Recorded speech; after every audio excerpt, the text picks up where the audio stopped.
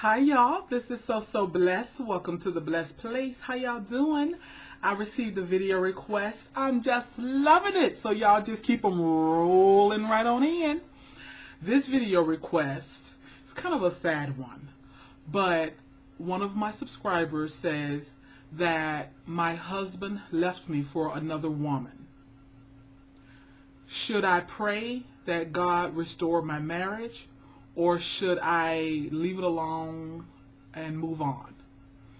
She says that she does want to keep her marriage, but she's not sure if it can be saved. So first of all, I want to say that I'm really sorry that you are hurting, that you're in pain, and that you've lost your marriage. And it seems to me that one of the hardest parts about losing a marriage or a relationship is losing changing the plans that you had for yourself and your family for the future. I mean, it totally changes your plan, your life, from the tedious things to the greater and more grander things. It changes your future. And I know that's very, very painful. So my condolences to the death of your marriage. And I've never gone through it. And of course, I don't speak as a personal expert, but I have seen it, and I have a very good friend who I feel like I've gone through it with her. And that's the way she described it to me, a death. She said she literally felt as if she wanted to die. So that's why I say my condolences to the death of your marriage, because it is a spiritual death, and it almost, at least from what I've heard, it almost feels like a natural death. I would say that there is God's perfect will and there is His permissive will. And you have to decide, do you want God's perfect will for your life, or do you want His permissive will? If God's word say, delight yourself in Him, He will give you the desires of your heart. So if you desire your marriage, I'm not saying that there's any guarantee that it can be restored. But if you desire for your marriage to be restored, then I say pray along those lines. Pray along those lines that the Lord restore your marriage, and remain in faith that God is going to do just that. But if you want to be in His perfect will, then you have to tell God, let His will be done. Because not often, 110% of the time, God knows what's best for us. So it may not be His perfect will for you to be in that marriage. You don't know what He may be saving you from. You don't know what heartache He may be saving you from. You don't know what disease He may be saving you from. Like you said, He left you for another woman. So you don't know what diseases He's protecting you from, what heartache, all kinds of matter of evil. He could be protecting you from, and that will be within His perfect will. But because we are not robots, He also allows us His permissive will. So you have to decide, and only you alone can decide that for you. I can't decide that for you. Your children can't decide that for you. Your family, friends, coworkers, nobody can decide that for you. Do you want God's perfect will for your life or His permissive will?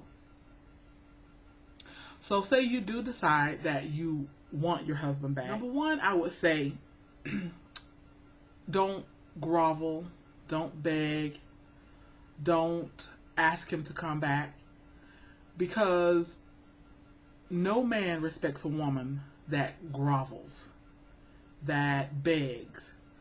I have known of women who have literally said, please don't leave, I'll do anything. Did that make him stay? No.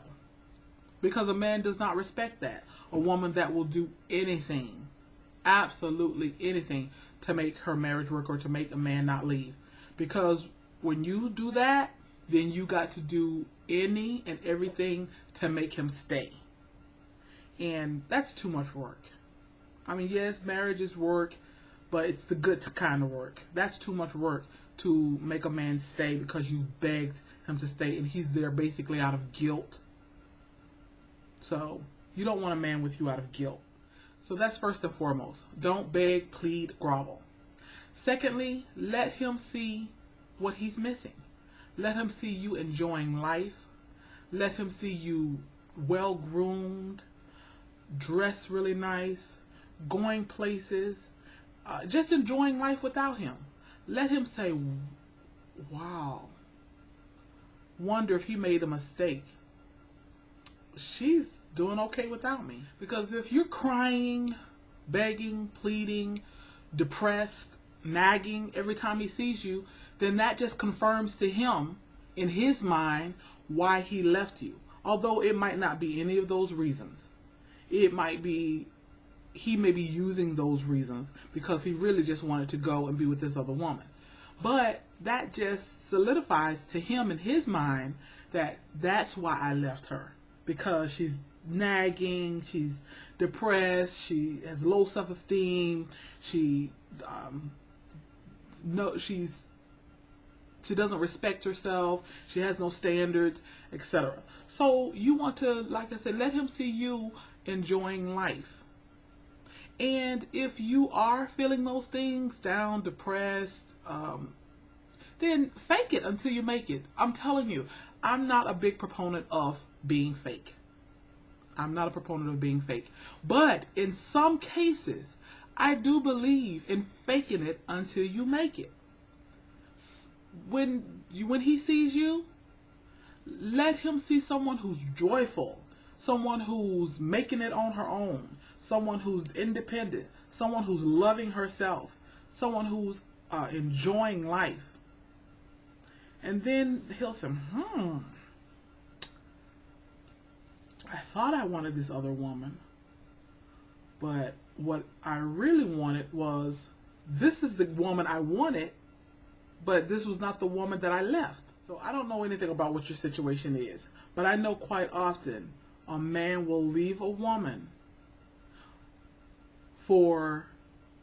and he'll take another woman because of the characteristics that other woman possessed that he kind of wished his wife had. Also, too, your marriage can only work if it's a two-way street.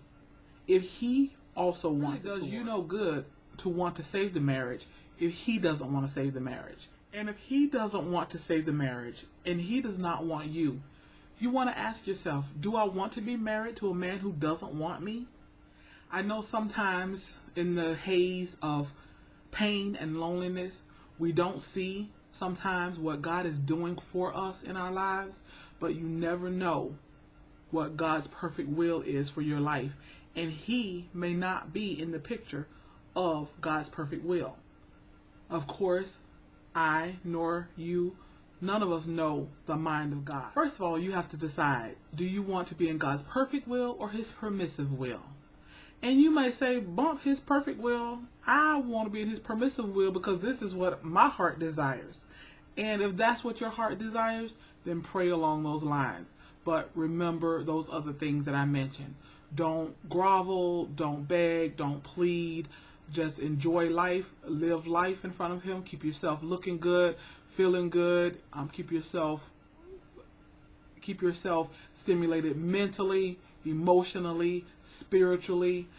Also, prayer. Prayer changes things. Prayer may not bring your husband home, but it may change your mind about him. And it may release you to bring the love that God meant for you to have in his perfect will. All right? Y'all be blessed.